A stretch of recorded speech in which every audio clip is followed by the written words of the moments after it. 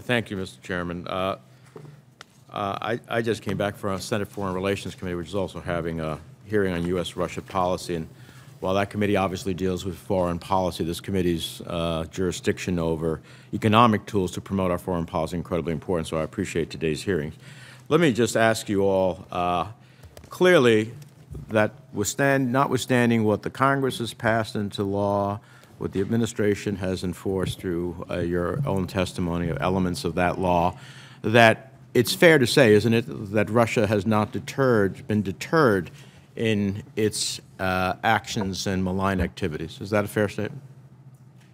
I think, Senator, we are seeing a number of consequences as a result of, and impacts as a result of the actions that we've taken. There's no question that we continue to see Russian malign activity and Russian malign today, Microsoft behavior. announced that, in fact, there are attacks on the United States Senate and on some venerable conservative institutions. That's a continuing action. As far as I know, Russia is still annexing Crimea and engaged with irregular forces in eastern Ukraine.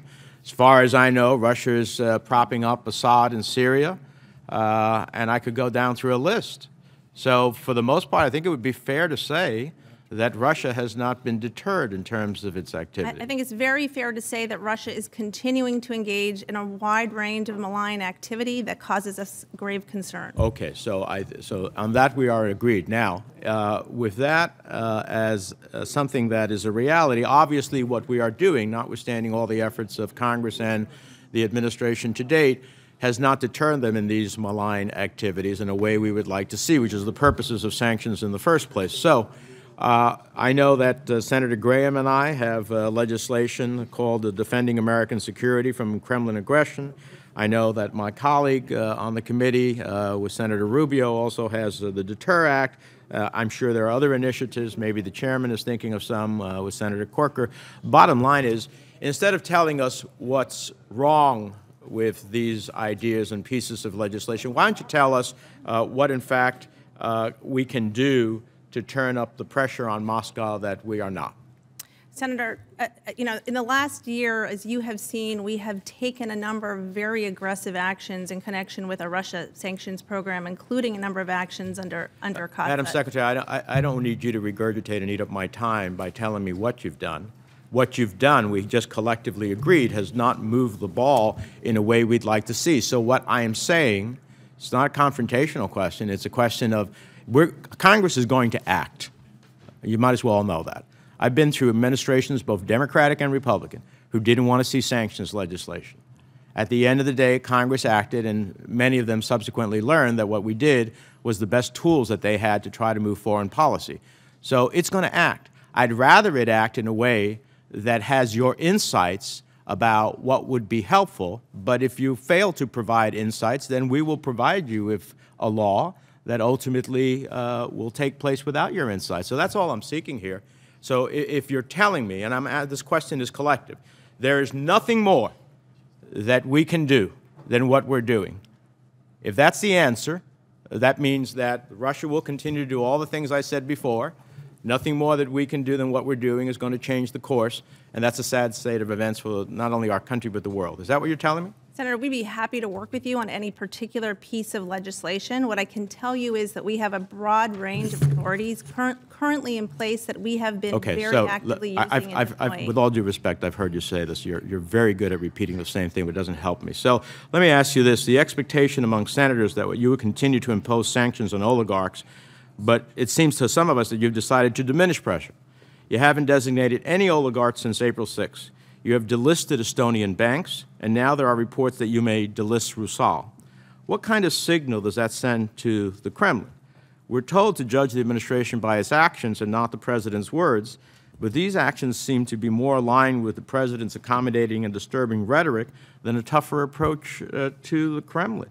So why haven't you listed any oligarchs since April 6th, and why are you dislisting these other entities? Senator, we have designated a number of additional Russian-related entities since April 6th. It's a very active program for us, including I mentioned specifically oligarchs, not this entities. morning. I'm not going to preview what our plans are, but we continue to look very carefully at the oligarch report, and it continues to inform our actions. Secretary Ford, let me, so you haven't, the answer is you haven't listed anybody else and you're delisting people. Let me ask you this, Secretary Ford. I understand your office implements Section 231. Convince me that your leverage to convince individuals to not purchase Russian defense equipment has somehow been strengthened by the new waiver provisions included in the National Defense Authorization Act. You haven't imposed one sanction under this provision, not the new provision with waivers. You haven't imposed one sanction under Section 231. Why? Well, Senator, what we've been stressing to our diplomatic interlocutors is that unless and until something, well, of course, under the statute, there has to be a significant transaction. We stress to our interlocutors. Clearly, there have been those. Well, there's no determination of significance has been made yet, sir. It is important to stress that our focus has been, as I indicated earlier, upon making sure as best we can that transactions don't occur. Obviously, if they do, we will, of course, evaluate its significance and reach a determination as quickly as the bureaucratic process permits.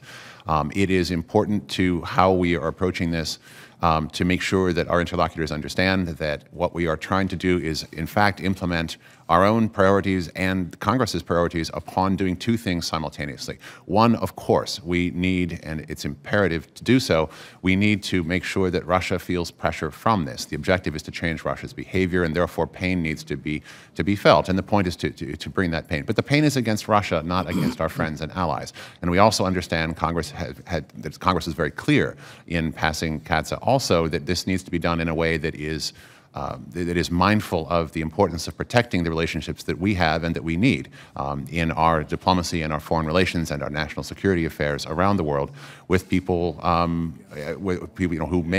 who may have had engagement with the Russian arms business, but whom we don't want to simply throw away our relationship with. So we're trying to do those two things at the same time, sir.